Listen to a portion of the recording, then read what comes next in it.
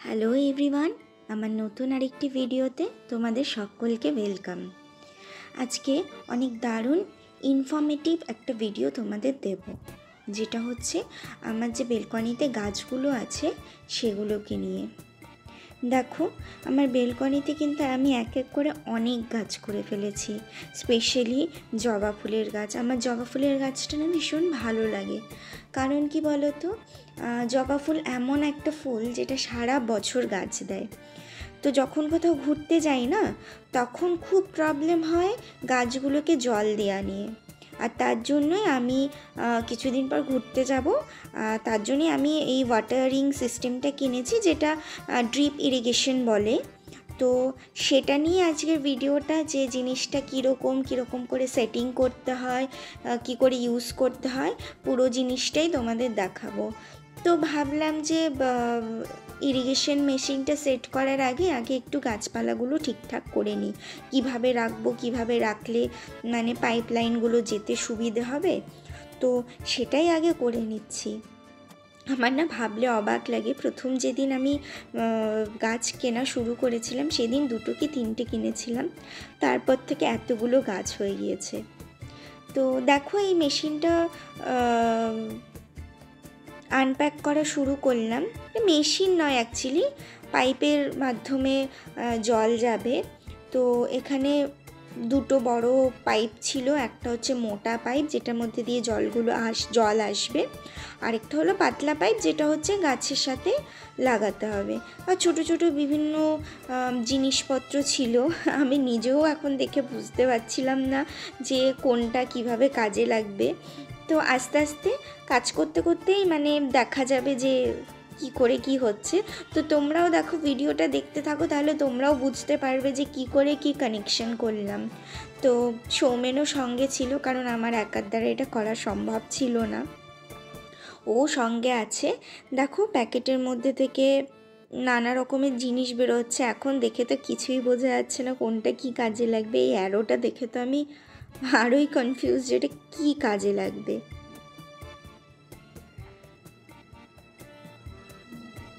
প্রথমে পাইপগুলো খুলে নিচ্ছি। এই পাইপটা দেখে তো বোঝাই যাচ্ছিল যে এটা দিয়ে জল আসবে।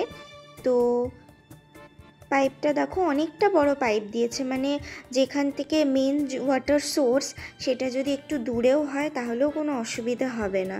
আর এই দেখো, এই জিনিসগুলো ভেতরে ছিল, এইগুলো দিয়ে পুরো ব্যাপারটাকে মানে তৈরি করতে হবে।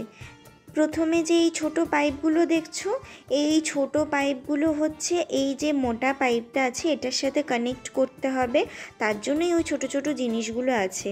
তো আমি প্রথমে ছোট ছোট করে কেটে নিচ্ছি, কারণ এই ছোট ছোট পাইপের টুকরোগুলোই এক একটা গাছের মানে টবের মধ্যে লাগাবো, তার জন্যই এই ছোট ছোট টুকরোগুলো করে নেওয়া আর কি। তো আমার যতগুলো টব আছে আমি সেই হিসেবে কাউন্টিং করে নিচ্ছি। আর এই যে অ্যারোটা বলছিলাম, যেটা নিয়ে কনফিউশন হচ্ছিল, সেটা কি বলো তো, সেটার মধ্যে এই পাতলা পাইপটা লাগবে এবং তার মুখে লাগবে হচ্ছে এই ছোট্ট, মানে কি বলবো ওটাকে, মানে এই ছোট্ট জিনিসটা যেটার মধ্যে দিয়ে ড্রপ ড্রপ করে জলগুলো পড়বে। আর এই অ্যারোটা হচ্ছে গাছের মধ্যে মানে পুঁতে দিতে হবে। দেখো, আমি করে দেখাচ্ছি, তোমরা হয়তো ক্লিয়ারলি বুঝতে পারছো ব্যাপারটা। এইভাবে পাইপের মধ্যে লাগিয়ে যে অ্যারোটা যে রয়েছে, অ্যারোটা গাছের মধ্যে পুঁতে দিতে হবে।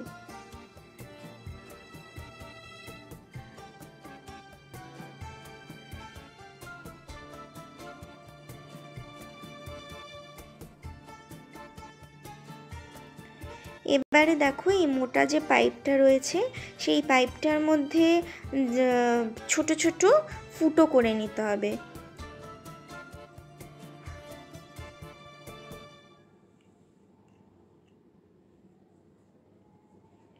ফুটো করেই ব্লু কালারের যে ছোট্ট জিনিসটা আছে সেটা ঢুকিয়ে দিতে হবে, কারণ তার মধ্যে থেকে যে আমি ছোট পাইপগুলো, পাতলা পাইপগুলো কেটেছি সেগুলো কানেক্ট করতে হবে, যাতে বড় পাইপ থেকে এই ছোট পাইপের জলটা ট্রান্সফার হতে পারে। এই দেখো, এইভাবেই আমি কিন্তু কানেক্ট করে দিচ্ছি একটার সাথে একটা।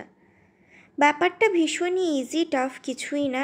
এইভাবে পুরোটা আমরা কানেক্ট করে নেব। কানেক্ট করে নিয়ে অ্যারোগুলো প্রত্যেকটা টবে পুঁতে দেব।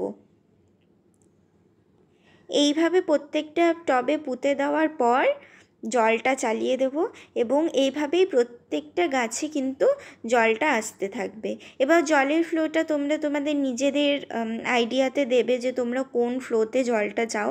আমি একদম সামান্য ফ্লো দিয়েছি, যে এক এক ড্রপ করে জলটা পড়বে, কারণ আমি বেশ 10-12 দিনের জন্যে থাকবো না, তো বেশি জল পড়লেও আবার মুশকিল। তো একদম এক একটা ড্রপ করে জল পড়বে সেই হিসেবেই কিন্তু আমি ওয়াটার ফ্লোটা দিয়েছিলাম।